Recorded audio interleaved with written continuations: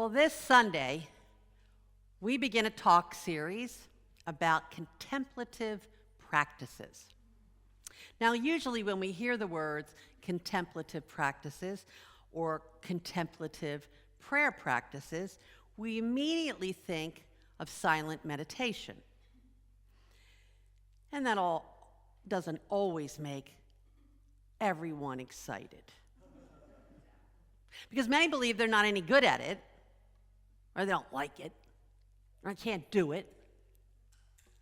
So for the next 3 Sundays, we are going to explore the tree of contemplative practices, which offers a lot of different ways to contemplate your oneness with God and with all people and all things in the universe. Now, everyone should have gotten one of the handouts right here. If you didn't, raise your hand, and Lisa or Mark will bring it to you. And if you're online, you can download this document from the website homepage, unityhartford.org.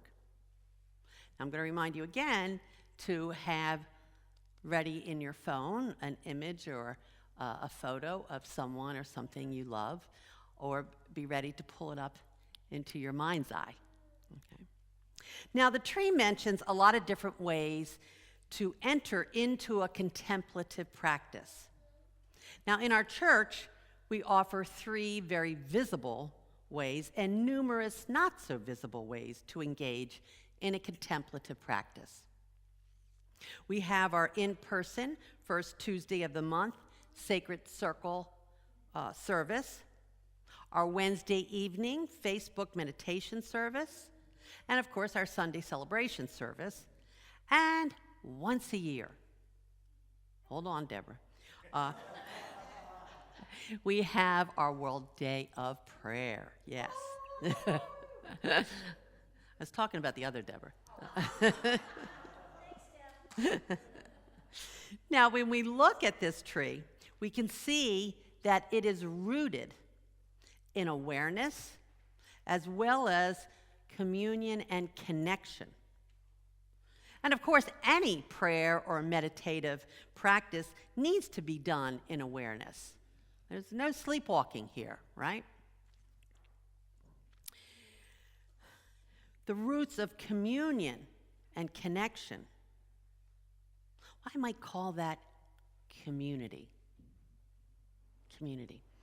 I don't know about you, I've been watching the Olympics. Our Connecticut runner from Hamden, Connecticut, she brought home the gold. But that's an aside. But they went and interviewed people in Kenya, in this little town where one of the runners comes from. And they were talking to the people, and one of the people said, well, community is a place where people have agreed to grow together. And I thought, oh my goodness, that's a bumper sticker. Yeah, that's wonderful. And that is what community is. And that's why we want to do it. Contemplative practices in community, because we are all agreeing to grow together. Okay. Now, does this mean that we need to be in the actual presence of other people? No. Not necessarily, although doing so may be helpful.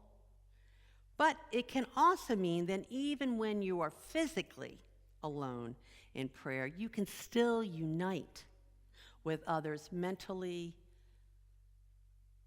emotionally, soulfully. And isn't that what, in fact, we're doing our World Day of Prayer, heart to heart, soul to soul? And that could also be a little bit of quantum physics in there, too. Today and in the next 2 Sundays, we're going to focus on the various branches of this tree. Today, on the generative branch. Next Sunday, on creative and movement. And finally, on relational and activist.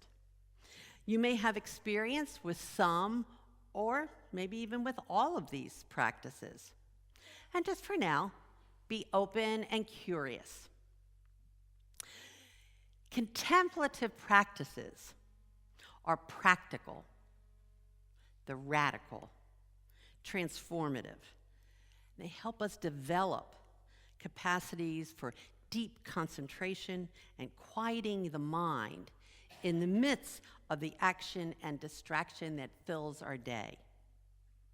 Contemplative practices can help develop greater empathy and communication skills, improve focus and attention, reduce stress, and enhance creativity, supporting a loving and compassionate approach to life. We can be so overwhelmed in our daily lives that we become trained not to pause, not to go within, not to trust our inner self, and not to take stock and detach from our endless doing.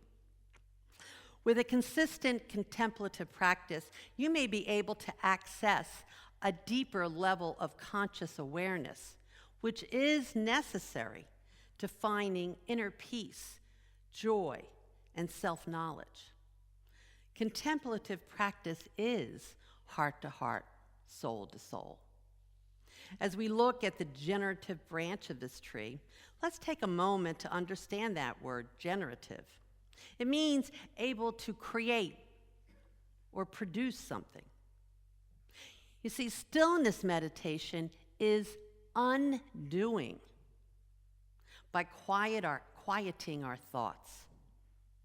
Generative meditation is a doing by actively generating positive emotions and thoughts.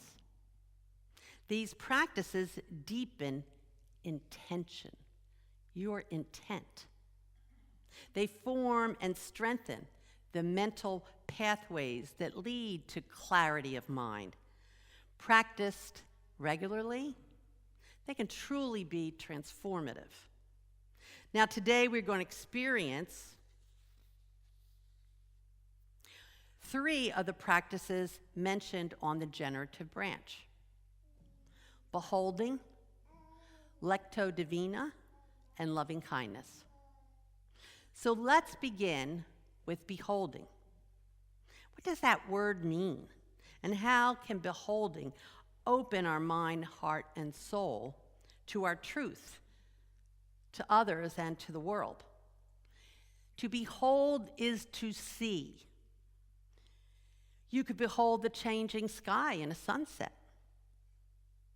Have you ever heard that beauty is in the eye of the beholder? Yeah. That can help you remember that to behold is to truly see something or someone. To behold is to look intensely, perhaps to even see beyond the physical. To behold the Christ. It has been said that you will become like what you behold. And I have come to realize what a favor I do to my soul each time I take a moment to stop, to pause, reflect, and behold. In addition, reorientating my view encourages a lessening of anxiety. Rather than allowing life to fly by in this tumultuous blur, taking time to pause and behold moments encourages peace and rest for my soul and my spirit. So now, we're going to take a little time to breathe. All right? So I want you to just for a moment close your eyes and slowly breathe in and slowly release. We're going to do this 2 more times. Breathing in slowly and then releasing. Once again, breathing in slowly and releasing. And as you gently open your eyes, you're going to pause and exhale softly with a soft ah. We open our eyes. Ah.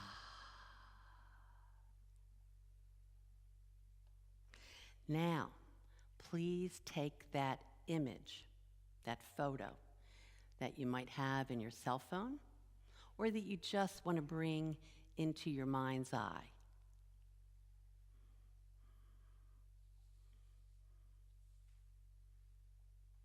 So I'm now asking you to behold, to first see that image on your cell phone or that image in your mind's eye. Just see it. Behold. And now see beyond the image. See the Christ.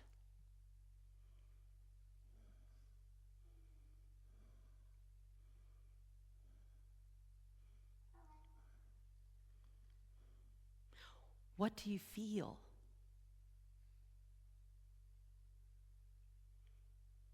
No matter what the feeling or thought is there also love? Embrace those feelings.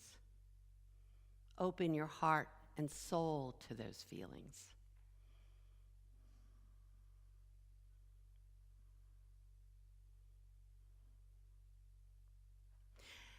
Now, as you take your attention away from the image, with a release of breath, softly say, thank you. Thank you. Now please open your eyes if you've had them closed. Lay your phone aside.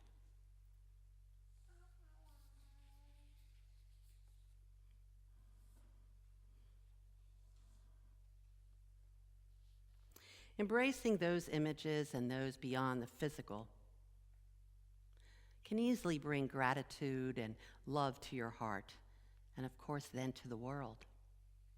Beholding involves stopping, being silent, really taking the time to see something or someone. Beholding slowly transforms us into a realization of love. We have a realization that we are what we behold. And we can choose to behold the Christ in everyone. And so now I'm going to move on to the practice of lectio divina. Now, what does that mean? Well, you can take any spiritual passage or text. It certainly can be from the Bible, or it can be from any other sacred text. And as you read it, you become part of that text. And in so doing, we become aware of a deeper truth. We become aware of our feelings and know the wisdom of the divine. So for this, all you need to do is take a deep, slow, cleansing breath. Close your eyes and listen. And this comes from the Gospel of Luke, chapter 2, verses 41 through 52. Now the parents of Jesus went to Jerusalem every year for the festival of the Passover. And when he was 12 years old, they went up as usual for the festival. When the festival was ended and they started to return, the boy Jesus stayed behind in Jerusalem. But the parents did not know this. Assuming that he was in the group of travelers, they went a day's journey. Then they started to look for him among their relatives and friends. When they did not find him, they returned to Jerusalem to search for him. After 3 days, they found him in the temple, sitting among the teachers, and you are there. Jesus is listening to the rabbis and asking them questions, and all who heard him, even you, were amazed at his understanding and his answers. You see his parents come in, looking around, but then they stop. And they, like you, are astonished. His mother goes to Jesus and says, "Child, why have you treated us like this? Look, your father and I have been searching for you in great anxiety." Jesus says, "Why were you searching for me? Did you not know that I must be in my Father's house?" But they, like you, did not understand what he said to them. However, he left with them and went down and went to Nazareth. His mother treasured all these things in her heart. As an observer in the temple, what are you feeling? What are you experiencing in your heart?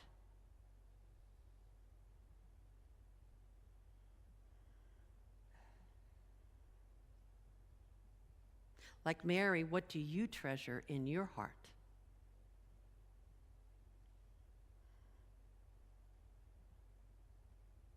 Remaining with eyes closed, whisper to yourself, "Thank you. My mind, heart, and soul is open."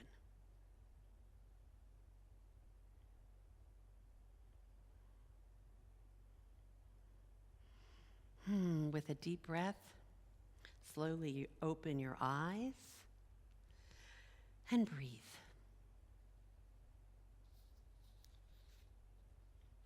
Now, certainly on your own, you can take much more time with these two practices. But I want to have you experience one more practice, and many of you may know this. It's the loving kindness meditation.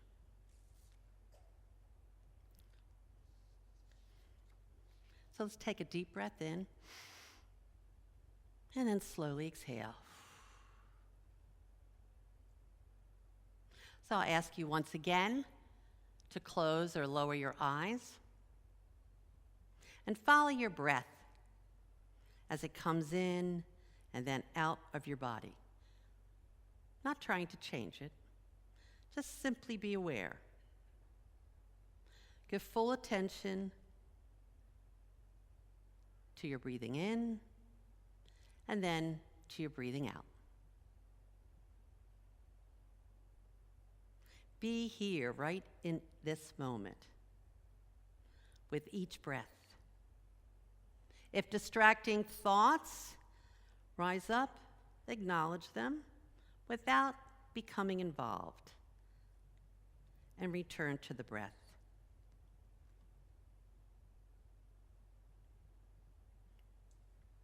And now bring to mind a person for whom you are happy to see. When you see them, a smile comes to your face. You have deep feelings of love or affection for this person. Notice those feelings as they arise in your body. It may be a smile comes across your face. It may be a warmth in your heart. Whatever it is, allow it to be felt.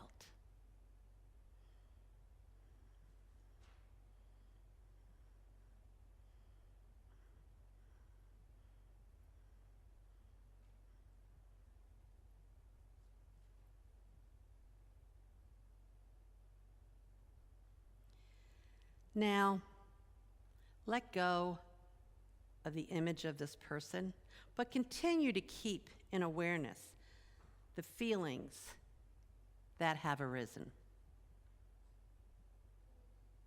Keep those feelings in your mind, and now offer loving kindness to yourself by letting these words become your words. May I be safe. May I be happy. May I be healthy. May I live in peace no matter what I am given. May my heart be filled with love and kindness. Notice the feelings and sensations that arise and just let them be.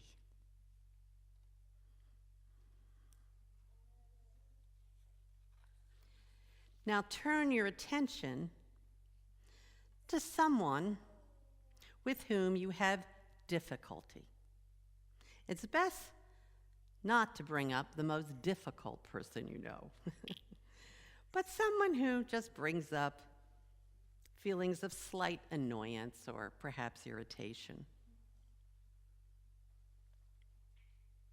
See if you can let these words become your words as you keep this person in awareness.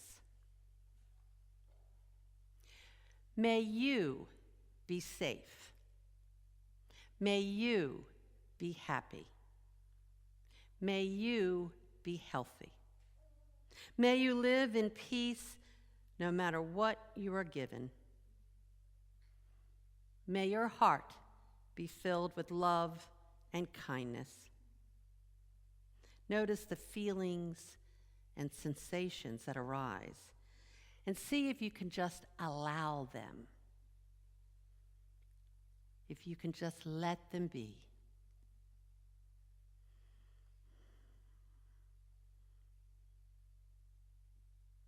Now bring to mind the larger community of which you are a part of.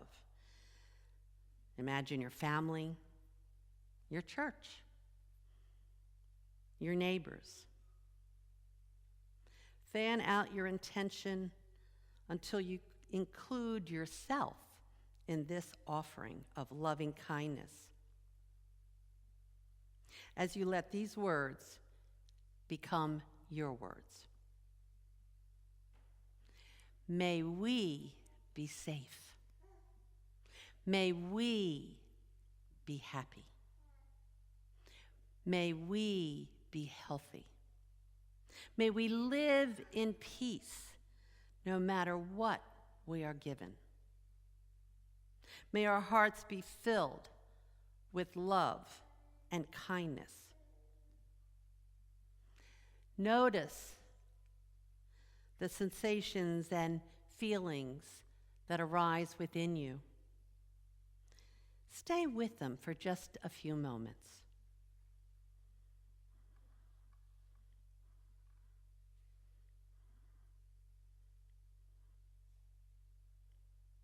Now to yourself,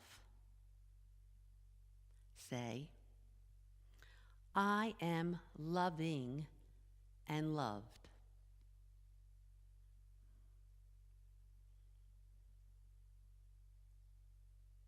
To yourself, say, I am love.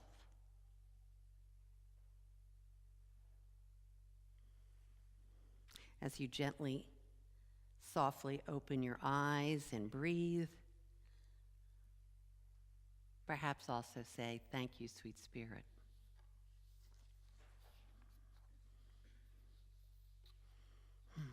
Let's take a deep breath in and release. These practices and others will open your mind and heart and soul and support you in living from your truth, from the Christ within. But I have one more exercise.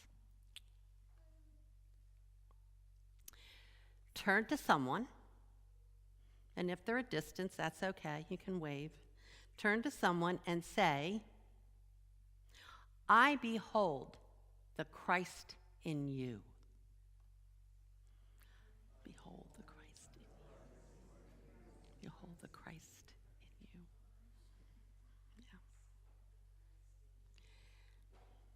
Heart to heart, soul to soul, we create the loving and just world that works for all. Namaste.